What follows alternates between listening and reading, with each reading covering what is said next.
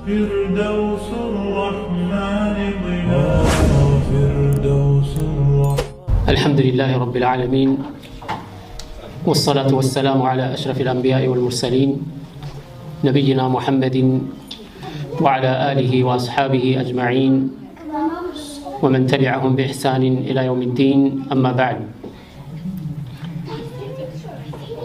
قال الله عز وجل: يا أيها الذين آمنوا اتقوا الله ولتنظر نفس ما قدمت لغد واتقوا الله إن الله خبير بما تعملون. إن أنت أمناك سوى شوي اتقوا الله، الله انفروت، ولتنظر نفس ما قدمت لغد. من يوم نفس لنجا لآخرة ያስቀደመችውን ነገር ትመልከታል። ወተቁላህ ኢነላህ ኸቢሩን ቢማ ተዕመሉን። አላህን ፍሩት። አላህ ስብሓነሁ ወተዓላ በምትሰሩት ነገር ሁሉ ውስጥ አዋቂ የሆነ ጌታ ነው። አላህ ስብሓነሁ ወተዓላን መፍራት በተለያዩ የቁርአን አያቶች ላይ መጥተዋል። በቁርአን ውስጥ በጣም በርካታ ቦታዎች ላይ አላህን እንድንፈራ አላህ ስብሓነሁ ወተዓላ ያዘናል። አላህን መፍራት የስኬታማነት ዋናው ቁልፍ ነው። አላህን የማይፈራ የሆነ ሰው በዱንያም በአኺራም ከሚከስሩ ሰዎች ይሆናል። ወተቁላህ ለዓለኩም ቱርሐሙን ለዓለኩም ቱፍሊሑን። አላህ ስብሓነሁ ወተዓላ እንድትድኑ በዱንያም በአኺራም ትርፋማ እንድትሆኑ ውጤታማ እንድትሆኑ አላህን ፍሩት ይላል። እንዲሁም ወደ አላህ ስብሓነሁ ወተዓላ ተውበት ማድረግ እስትግፋር ማድረግ አላህ ስብሓነሁ ወተዓላ ከሚያዘው ተግባራት መካከል ነው። ወቱቡ ኢለላሂ ጀሚዓን አዩሀል ሙእሚኑነ ለዓለኩም ቱፍሊሑን። እንዲሁም አላህን ስብሓነሁ ወተዓላ ማውሳት ወዝኩሩሁ ከማ ሀዳኩም ወኢን ኩንቱም ሚን ቀብሊሂ ለሚነ ዷሊን። እሱን አላህን ስብሓነሁ ወተዓላ አውሱት፣ አስታውሱት።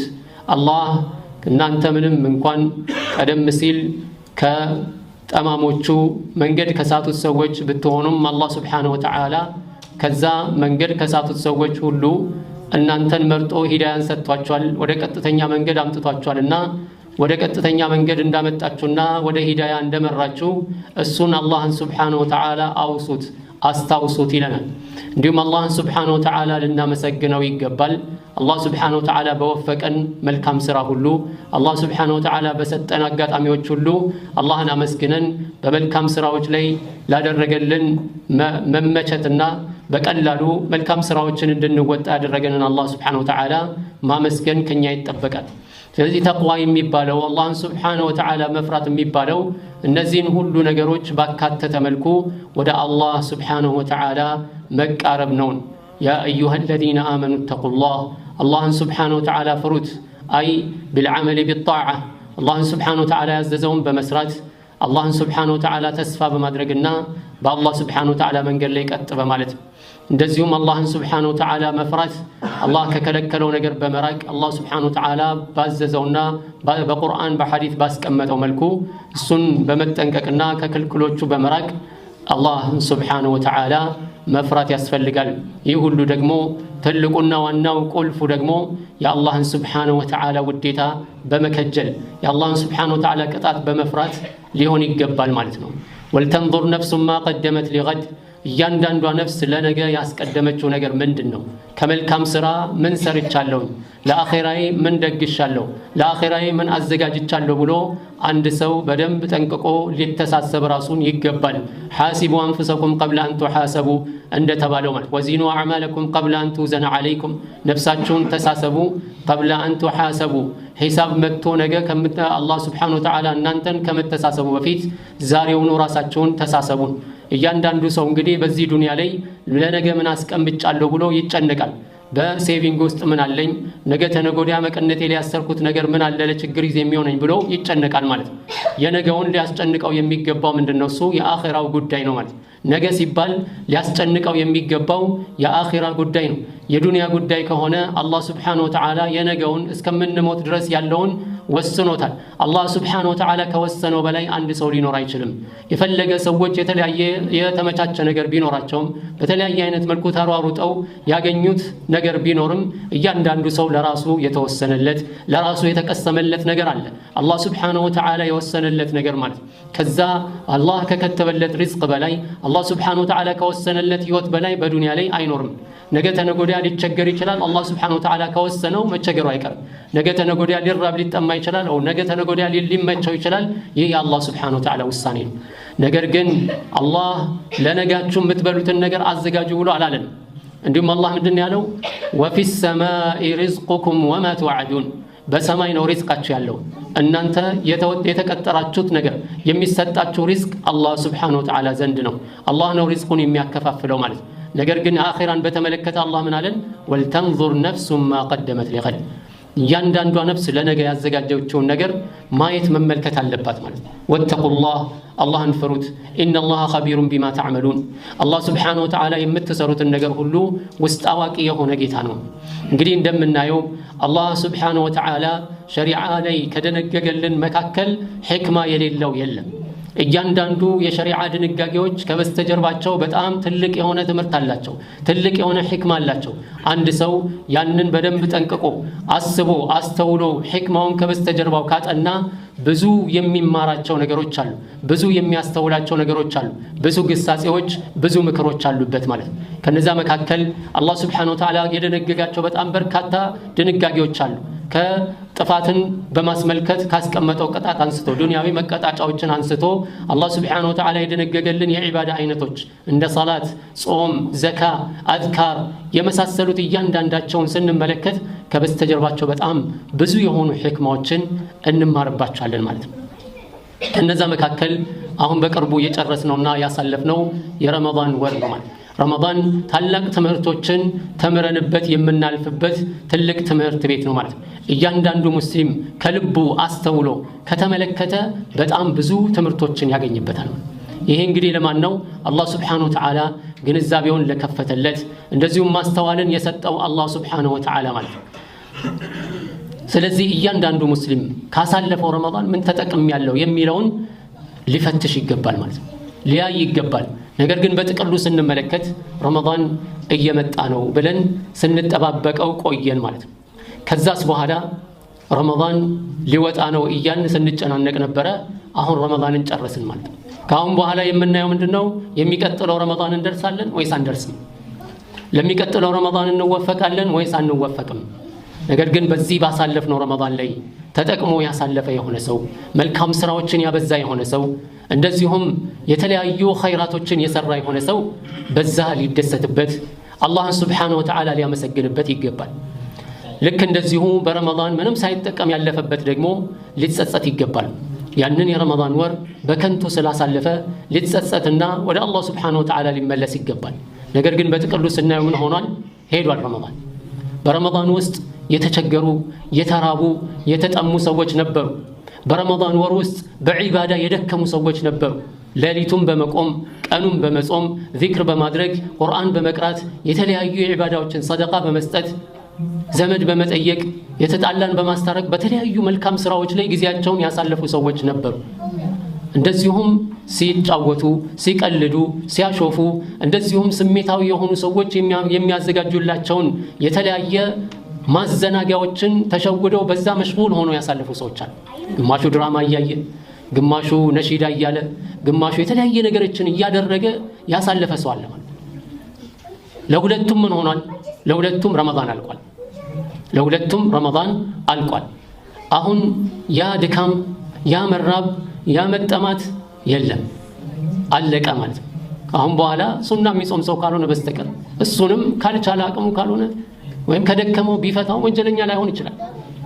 ነገር ግን ግዴታ መጾም ያለበትን እየደከመው እየራበው እየጠማው እንደዚሁም ደግሞ ሌሊት እየቆመ ሲቆም ሌሊት ሲቆም ወይም ተራዊህ ሲሰግድ እየደከመው እንደዚሁም እየጠማው እንቅልፉ እየመጣበት ያንን ሁሉ አሸንፎ ያሳለፈ ረመዳንን ካሁን በኋላ ያ ረመዳን ተመልሶ አይመጣም አልቋል ማለት ነው። ልክ እንደዚሁ እየተዝናና ያሳለፈውም ሰው ረመዳኑ ምን ሆኗል ሄዷል ማለት ነው። ከሲጀምር ልክ እንደ የሰው ልጅ ህይወት ማለት ነው። የኛም ህይወት ልክ እንደዚሁ ነው። ከዚህ ትምህርት የምንወስደው ይሄንን ነው ማለት እኛም ህይወት ልክ የረመዳን ጨረቃ ሀ ብሎ ሲወጣ እኛም እንደምንወለደው ሁሉ የረመዳን አዲሱ ጨረቃ ተወለደ። እያደገ ሄደ። ከዛስ በኋላ ሙሉ ሆነ። ከዛ በኋላስ እየቀነሰ ሄዶ ጠፋ፣ አለቀ። አሁን ትውስታ ብቻ ሆኗል ማለት ነው። ልክ እንደዚሁ የኛም ህይወት ከዚህ የምንወስደው ትምህርት ምንድነው? በረመዳን ያሳለፍናቸው ሁሉ ነገሮች ምን ሆኗል? አልቋል፣ ታሪክ ሆኗል። አሁን በእኛ ህይወት ውስጥም እንደዚሁ ነው ማለት። በህይወታችን የምንቸገረው ነገር ካለ፣ ያስጨነቀን ነገር ካለ፣ እረፍት የነሳን ነገር ካለ፣ እንደዚሁም በጣም የለፋንለት ነገር ካለ ልክ እንደዛ ታሪክ እንደሆነ ሁሉ አሁንም ታሪክ ሆኖ ያልፋል። ልዩነቱ ምንድነው? እሱ እያንዳንዱ ሰው የለፋቱን ውጤት በዱንያ ላይ የለፋውን ውጤት አኺራ ላይ ማግኘቱ ነው ማለት። ስለዚህ በረመዳን ተጠቅሞ ያ ሁሉ ልፋት፣ ያ ሁሉ ድካም፣ ያ ሁሉ ጭንቀት አሳልፎ የጨረሰው የሆነው ሰውም ልክ እንደዚሁ ረመዳንን ዝም ብሎ በከንቱ ያሳለፈው ሰው ሁለቱም ረመዳንን ጨርሰዋል፣ ዒድ አክብረዋል። ነገር ግን በሁለቱ መካከል ትልቅ የሆነ ልዩነት አለ፣ ሰፊ የሆነ ልዩነት አለ። ያንን የሚያውቀው አላህ ሱብሓነሁ ወተዓላ ብቻ። የህይወታችን መጨረሻ ሲሆን ውጤቱ ምንድነው የሚሆነው? አላህ ብቻ ነው የሚያውቀው። የረመዳንን ጨረስን አናውቅም ማን ውጤታማ እንደሆነ። ብናውቀው ኖሮ እንኳን ደስ ያለህ እንለው ነበር። ያንን ደግሞ እናስተዛዝነው ነበር። በረመዳን የከሰረው ይህን የሚያውቀው ማን ነው? አላህ ሱብሓነሁ ወተዓላ ብቻ። ታዲያ አላህ ምን ይለናል በቁርአኑ ላይ? የውመ ተጂዱ ኩሉ ነፍሲን ማ ዐሚለት ሚን ኸይሪን ሙሕደራ ወማ ዐሚለት ሚን ሱኢን ተወዱ ለው አነ በይነሁ ወበይነሁ عمدا بعيدا ويحذركم الله نفسه والله رؤوف بالعباد يوم تجد كل نفس ما عملت من خير محضرا የቂያማ ቀን ማለት ያ ነው፣ ታላቅ ቀን ማለት ነው። ያንን ቀን አላህ ሱብሓነሁ ወተዓላ ብቻ ነው የሚያውቀው፣ ሌላ ማንም የሚያውቀው የለም። يسألك الناس عن الساعة قل إنما علمها عند الله وما يدريك لعل الساعة تكون قريبا ሰዎች ስለ ቂያማ ይጠይቁሃል። መቼ ነው ቂያማ ብለው ይጠይቁሃል። ቁል ኢነማ ዒልሙሃ ዐንደ አላህ የቂያማ ቀን መቼ እንደሆነ እውቀቱ ያለው አላህ ሱብሓነሁ ወተዓላ ዘንድ ብቻ። መቼ እንደሆነ ማንም አያውቅም። ነገር ግን ምን ብሏል? ወልተንዙር ነፍሱን ማ ቀደመት ሊገድ ነገ እንደሆነ ነግሮናል አላህ ሱብሓነሁ ወተዓላ። ቅርብ መሆኑን ሲነግረን ምንድን ነው ያለው? ለነገ ያዘጋጀቿን እያንዳንዷ ነፍስ ማየት አለባት።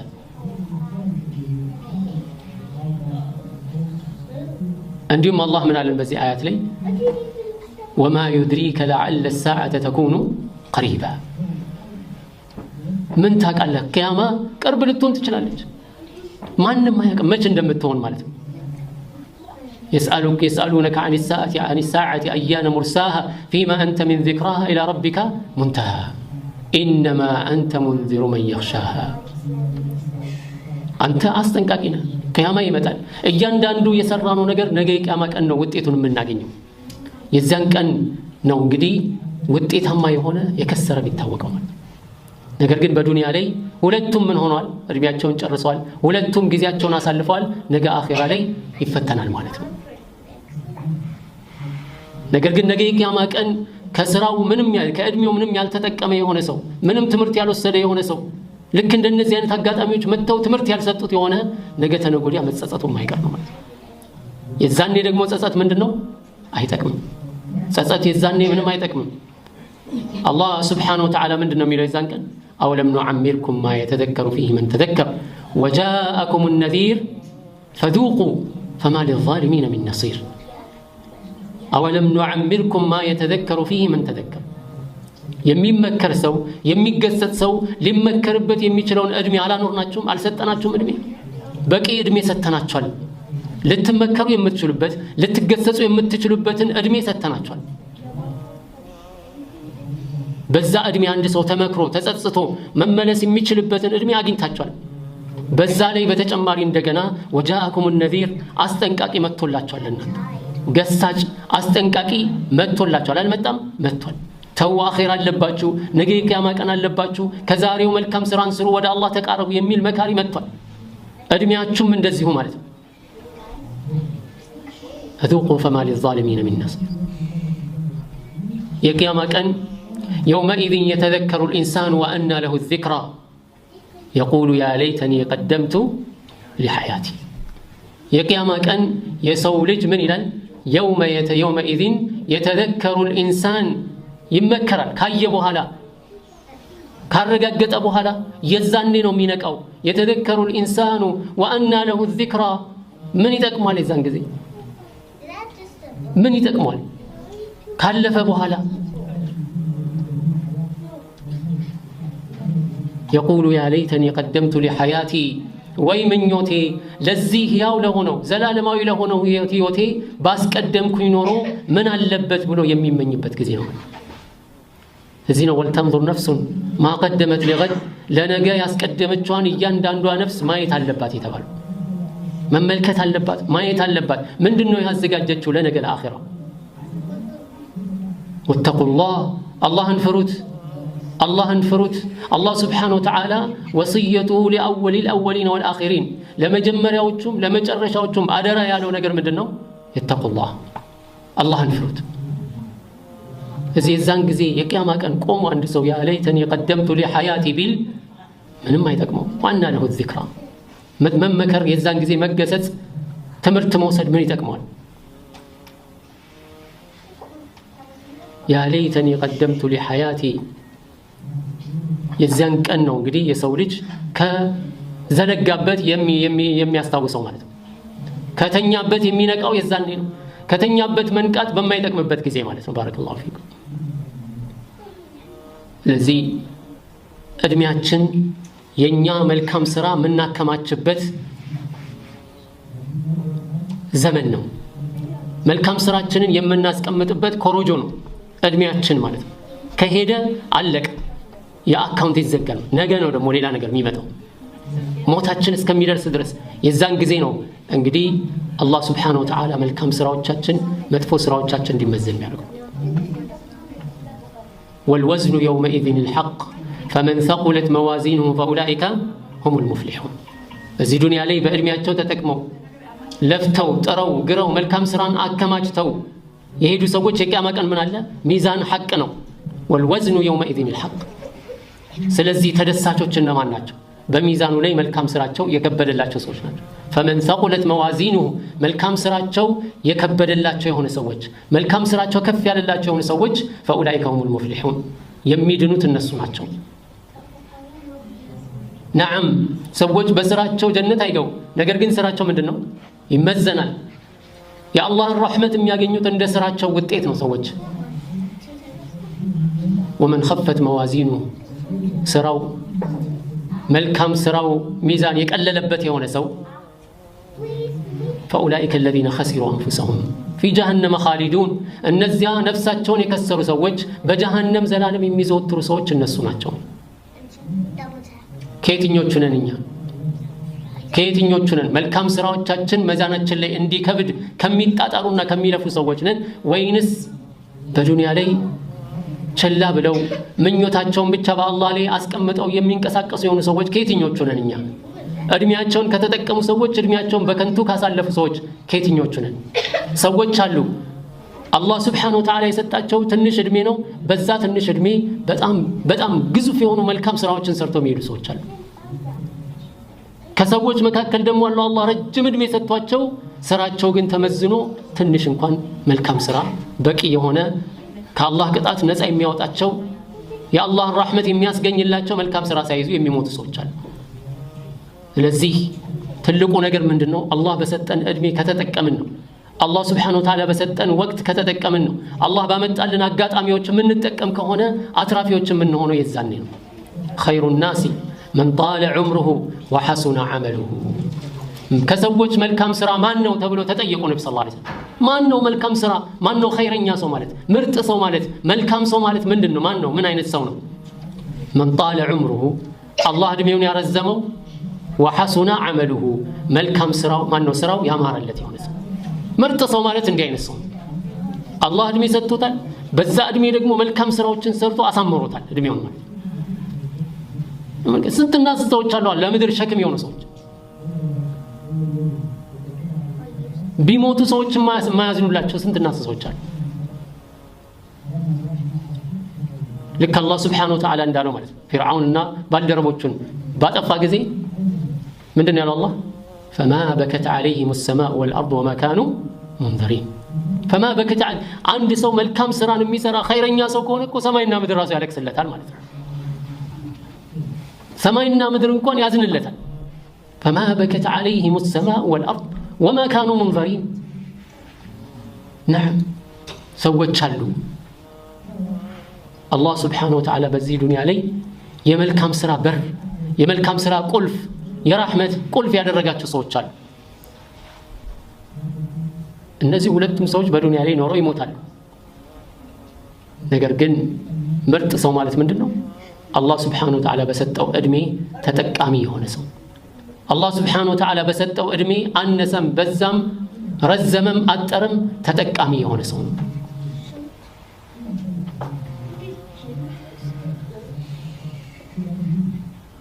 خير الناس من طال عمره وحسن عمله ምርጥ ሰው ማለት ማን ነው? አላህ Subhanahu Wa Ta'ala እድሜውን ያረዘመው በዛ እድሜው ደግሞ መልካም ስራን የሰራ ሰው ነው።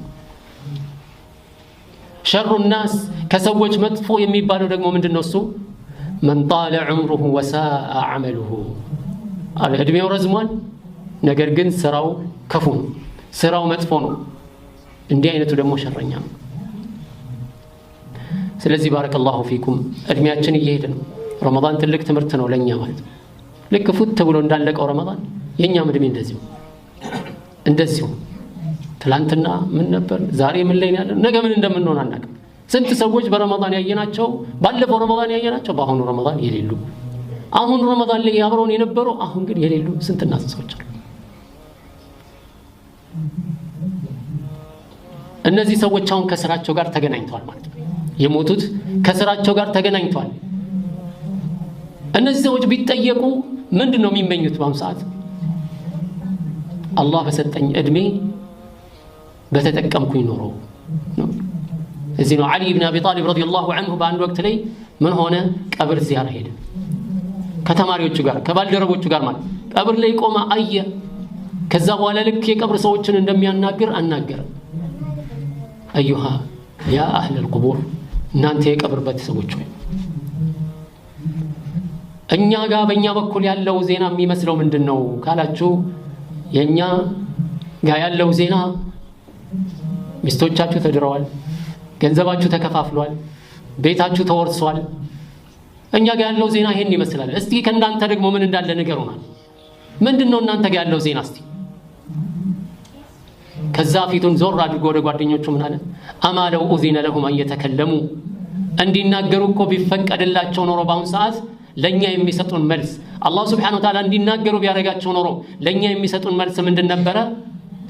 لقالوا أن خير الزاد التقوى أو لأخبروكم أن خير الزاد التقوى ምንድን ነበር የሚሉት? መናገር ቢቻልና ቢፈቀድላቸው ኖሮ እዚህ ቦታ ላይ ለመምጣት ፈልጋል ያም ስንቅ ደግሞ ተቅዋ ነው ብለው ይነግሯቸው ነበር።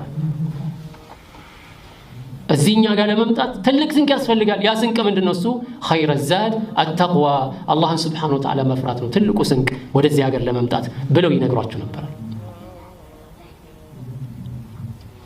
نعم ልክ እንደሌላው ጊዜ ያልፋል። ረመዳን ግን ለኛ ትልቅ ትምህርት ነው። አለፈ። አላህ ግን እድሜ ሰጥቶ አኑሮናል። ከእድሜያችን ምን ያህል ጊዜ ሄዷል ማለት ነው። አሁንም እየሄደን ያለው እድሜያችን በሄደ ቁጥር ደግሞ ወደ ቀብር እየተጠጋን ያለ ነው። እኛ አሁንም ሊያስጨንቀን የሚገባው ምንድነው? እሱ በዱንያ ህይወታችን ላይ የሰራነው ቤት የገዛነው ንብረት ያፈራነው ንብረት ነው ሊያስጨንቀን የሚገባው ወይስ አኺራ ላይ የገነባነው ቤት በዚክር ሱብሃንአላህ በማለት አልহামዱሊላህ በማለት ላኢላሃ ኢላላህ በማለት ሱብሃንአላህ ወቢሐምዲ ሱብሃንአላህ አልዓዚም ሌሎችም አዝካሮች እንደዚሁም ሶላት፣ ጾም፣ ዘካ፣ ሰደቃ እነዚህና የመሳሰሉትን በመስራት የአኺራ ቤታችንን ነው ልንገነባ የሚገባው ማለት ነው። በረመዳን ወር ውስጥ ሰዎች ደክመዋል፣ አዎ ደክመዋል። ተርበዋል፣ አዎ ተርበዋል። ተጠምተዋል፣ ተቸግረዋል፣ አዎ። አሁን ግን ምን ሆኗል? የለም አልቋል። በከንቱ ያሳለፉ ሰዎች አሉ፣ አዎ አሉ። ምንም ሳይጠቀሙ ያለቀባቸው ሰዎች አሉ፣ አሉ። አሁን ግን አልቋል። ሁለቱም እኩል ናቸው። በአሁን ሰዓት ሁለቱም እኩል ናቸው። እስቲ በረመዳን ሌሊት ሲቆሙ እየደከማቸው የቆሙ ሰዎች አሁን ያድካማ አለ ብትሏቸው ምን ነው የሚሉት? አለ እንዴ ያድካማ? ቆመን ያሳለፍነው በረመዳን ተራዊህ አንዳንዴ ኢማሙ አረዘመ እያለ ነዓም ደክሞን መተን ከዛ በኋላ እንደምንም ተጣጥረን ደግሞ ጨርሰን ከዛ ደግሞ እንደገና ሱሑር ተነስተን ከዛ ደግሞ ቀኑን ጾመን ያድካማ አሁን አለ እንዴ? የለም እኮ ሄዷል በቃ። ልክ እንደዛው ደግሞ በረመዳን በቃ የራሳቸውን ታይም እንደፈለጉ አድርገው ያሳለፉ ሰዎች ረመዳንን እንጆይ አድርገን አሳለፈን በተለያየ ጫወታ ቀልድና የመሳሰለ ብለው ያሉ ሰዎችን ጠይቋቸው እስቲ። ያ ደስታ አሁን አለ? ያ ጫወታ ያ እርካታ አሁን አለ? የለም አልፏል ማለት ነው። ሁለቱም ቢጠየቁ በአሁን ሰዓት ምን ይላሉ? የለም ድካሙ አልፏል በቃ። አኺራ ላይም የአላህ መልእክተኛ ነብዩ ሰለላሁ ዐለይሂ ወሰለም እንዳሉት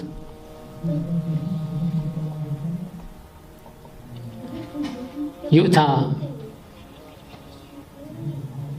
ቢአብአሲ አህሊ ዱንያ ኸይረኛ አላህን የሚፈራ በዱንያ ላይ ሁሉን ሐራም የሆነውን ርቆ ሐላል የሆነውን ብቻ እየተጠቀመ ዒባዳውን እየሰራ ዚክር እያደረገ ቁርአን እየቀራ በዱንያ ላይ እንዲህ ተቸግሮ ያሳለፈ ሰው ዱንያ ላይ በጭንቅ ያሳለፈ የሆነ ሰው አኺራ ላይ ይመጣል። ይዘውት ይመጡና ፈዩግመሱ ፊል ጀነቲ ገምሰተን ዋሂዳ አንድ ጊዜ ብቻ ጀነት ውስጥ ነክረው ያወጡታል። ከዛ በኋላ ምን ይባላል? ሀል መረ ቢከ ቡእሱን ቀጥ በዱንያ ላይ ችግር መከራ አሳልፈህ ታውቃለህ እንዴ ተብሎ ይጠይቃል። አንድ ጊዜ ብቻ ጀነት ውስጥ ንክር አድርገው ከተት አድርገው ሲያወጡት ማለት ነው ምን ይላል? ማ መረ ቢ ቡእሱን ቀጥ ወማ ረአይቱ ቡእሰን ቀጥ ችግር የሚባል መከራ የሚባል አይቼም አላቅም፣ ችግርም አልፎብኝ አያውቅም። በዱንያ ተመችቶ ተዝናንቶ የኖረ የሆነ ሰው አላህን እያመፀ የኖረ የሆነ ሰው አንድ ጊዜ ብቻ ጀሃነም ውስጥ ይነከራል። አስገብተው ያስወጡታል። ከዛ በኋላ ምን ይባላል? ሀል መረ ቢከ ነዒሙን ቀጥ በዱንያ ላይ ምቾት ድሎት የሚባል ነገር አሳልፈህ ታውቃለህ እንዴ ይባላል። መልሱ ምን ይሆናል? ማ መረ ቢ ነዒሙን ቀጥ በዱንያ ላይ ምቾት የሚባል ነገር አሳልፌ አላውቅም። ምቾት የምን ምቾት አይቼ አላውቅም ነው። ነዓም ስለዚህ በመልካም ስራ አሳምረን ያሳለፍነው ችግር ቢኖረውም ውጣ ውረድ ቢኖረውም ያ ውጣ ውረድ ምንድነው? ለጊዜው ነው። ልክ በረመዳን እንዳየነው ማለት ነው። በረመዳን እንዳየነው ውጣ ውረድ አለው፣ ድካም አለው፣ ልፋት አለው። ያ ሁሉ ነገር አለቀ። بإذنillah በአላህ Subhanahu Wa Ta'ala ፍቃድ አጅሩ ይጠብቀናል አኺራ ላይ። ተበቻችቶ ተዝናንቶ ኸይር ሲራ ሳይሰራ እንዲሁ በቸልተኝነት ሰላቷን ብቻ እንደምንም በከንቱ ጠቅጠቅ አድርጎ ከዛ በኋላ በሌላ ነገር ውስጥ ሲያሳልፍ የኖረም ሰው አልቋል። ከዚህ በኋላ ምንም የሚጠብቀው ነገር የለም። የሰራውን ያጭዳል ማለት ነው ነገር።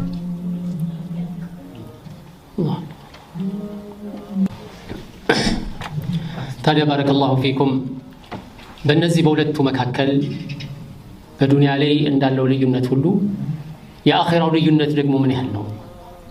የአኺራ ላይ ያለው ልዩነት በጣም ትልቅ ነው። ይሄኛው ዱንያ ላይ የለፋውን ነገር ሁሉ የተቸገረበትን ነገር ሁሉ ውጣ ውረዱን ሁሉ በአንዲት ጊዜ ብቻ በአንዲት ሰከንድ ይረሳዋል። በዱንያ ላይ ሲመቻቸው አላህን እያመፀ የኖረውም በሰከንድ ይረሳዋል ማለት ነው።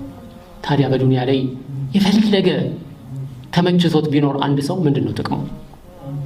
አላህን ካመፀበት ምንድነው ጥቅሙ? የሰው ሐቅ እየበላ ሰውን እየዘለመ የወላጅ ሐቅ እየጣሰ ወገኑን ወዳጁን ዘመዱን እያስቀየመ ዝምድናን እየቆረጠ የሰው ሐቅ የሰው ገንዘብ እየበላ ቢኖር ምንድነው ጥቅሙ ዱንያ ላይ? አላህ Subhanahu Wa Ta'ala ምንድነው የሚለው በቁርአን ላይ?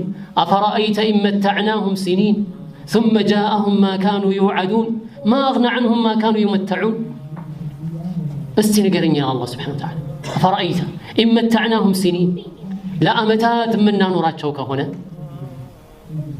አፈራአይተ ኢመታዕናሁም ሲኒን ثم جاءهم ما كانوا يوعدون ከዛ በኋላ ይቀጠሩት የነበረው ጀነት አለላቸው የተባለው ወይም ጀሃነም አለላቸው የተባለው በዱንያ ላይ የፈለገውን አመታት አላህ ቢያኖረውና ከዛ በኋላ የአላህ ቅጣት ከመጣበት የአላህ ቅጣት ሲመጣ በጃዑም ما كانوا يوعدون ما اغنى عنهم ما كانوا يوعدون ما كانوا يمتعون ያ ይተቃቀሙበት የነበረው ነገር ምን ይጠቅማቸዋል?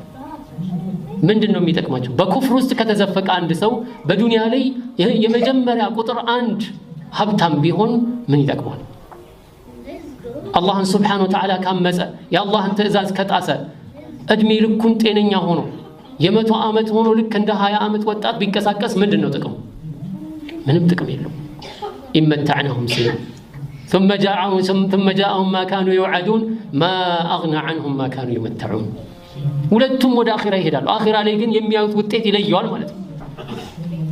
እነዚያ አላህን Subhanahu Wa Ta'ala ሲገዙ የአላህን Subhanahu Wa Ta'ala ትእዛዝ ሲያከብሩ የኖሩ የሆኑ ሰዎች አኺራ ላይ የሚሰጣቸው ስጦታ ልዩ ከመሆኑ የተነሳ አላህን Subhanahu Wa Ta'ala ያመሰግናሉ። አላህ ምን አለ ለዚህ ሰዎች በተመለከተ وقالوا الحمد لله الذي أذهب عنا الحزن إن ربنا لغفور شكور من ይላሉ አላህ Subhanahu Wa Ta'ala ወደ ጀነት ሲያመጣቸው ጀነት እንዲገቡ ሲያደርጋቸው የመጀመሪያ ንግግራቸው ምን ይሆናል? አልহামዱሊላህ الذي أذهب عنا الحزن ሐዘናችንን ከኛ ላይ ያስወገደልን ችግር መከራችንን ከኛ ላይ ያስወገደልን አላህ Subhanahu Wa Ta'ala ምስጋና ይገባው። إن ربنا لغفور شكور ጌታችን አላህ Subhanahu Wa Ta'ala እጅግ መሐሪ የሆነ አመስጋኝ የሆነ ጌታ ነው።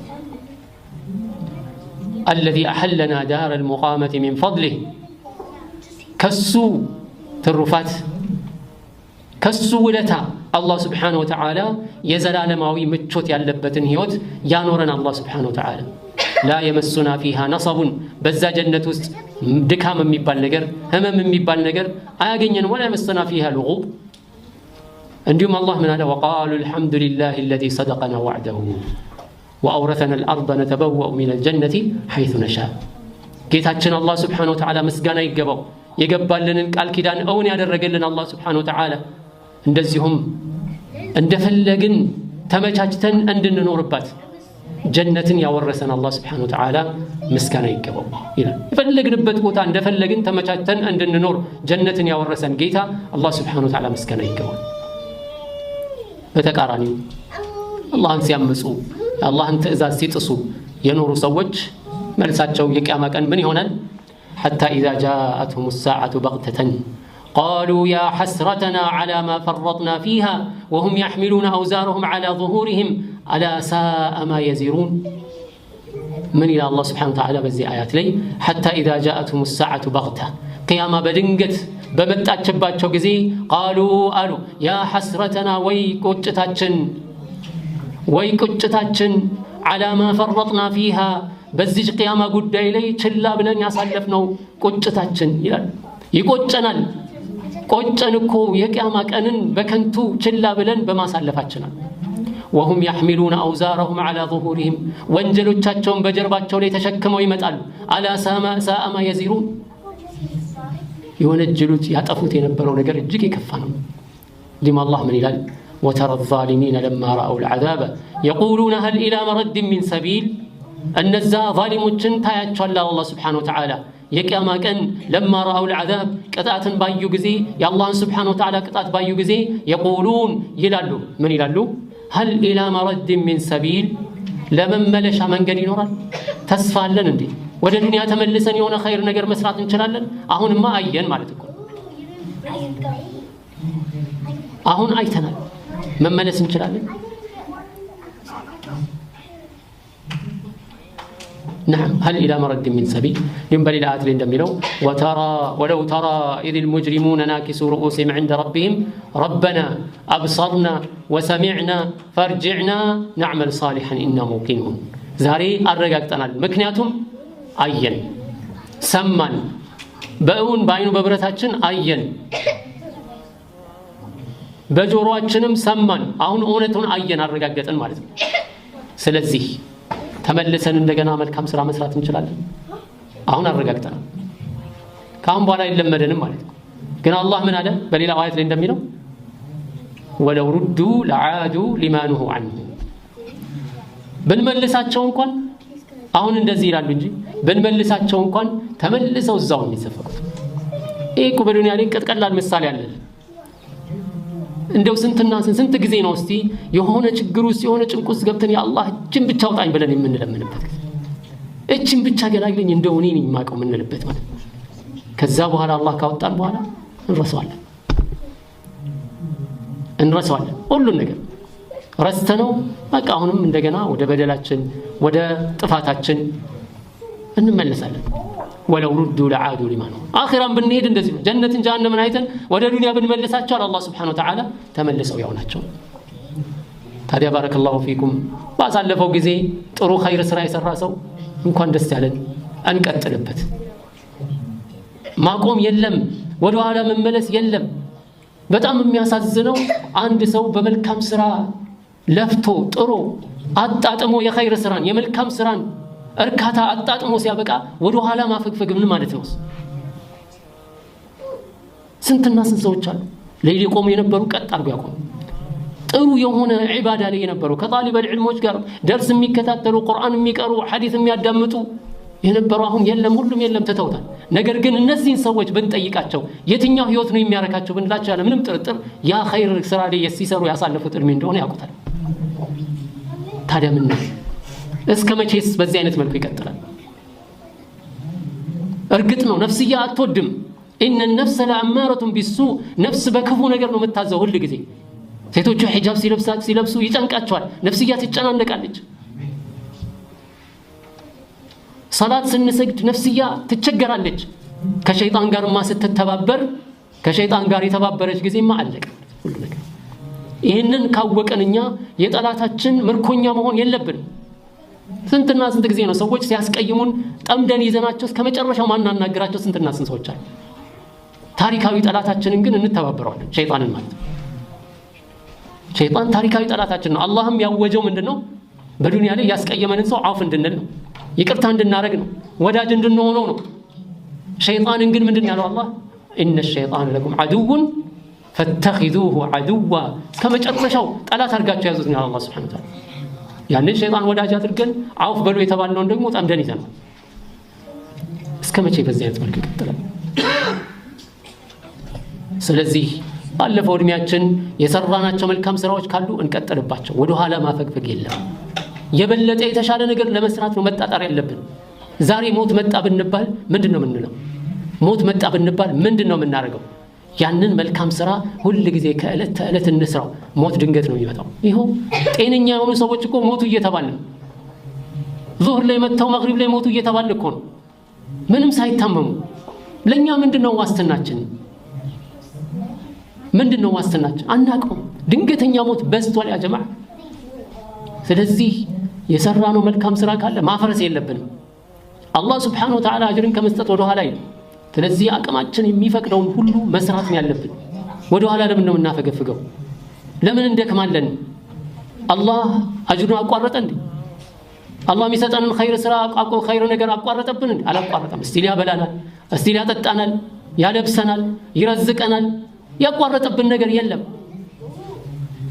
አላህ ደግሞ ከተቆጣ ሁሉም ነገር ምስቅልቅል ነው የሚወጣው። በሌሎች ላይ የደረሰው ችግር በእኛ ላይ የማይደርስበት ምንም ምክንያት የለም። إن الله لا يغير بقوم حتى يغيروا ما بأنفسهم الله ለሰዎች የሚውለውን ውለታ የኢማን ሊሆን ይችላል፣ የተቅዋ ሊሆን ይችላል፣ የመልካም ስራ፣ የኸይር ስራ፣ የዱንያ ምቾት ሊሆን ይችላል። እነዚህ ሁሉ አላህ አይቀይራቸውም እኛ እስካልተቀየርን ድረስ።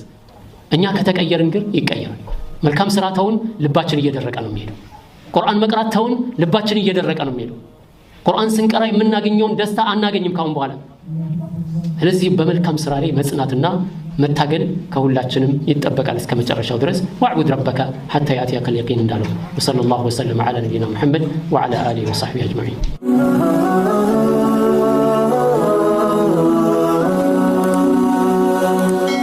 ሰብስክራይብ በማድረግ ቤተሰብ ይሁኑ።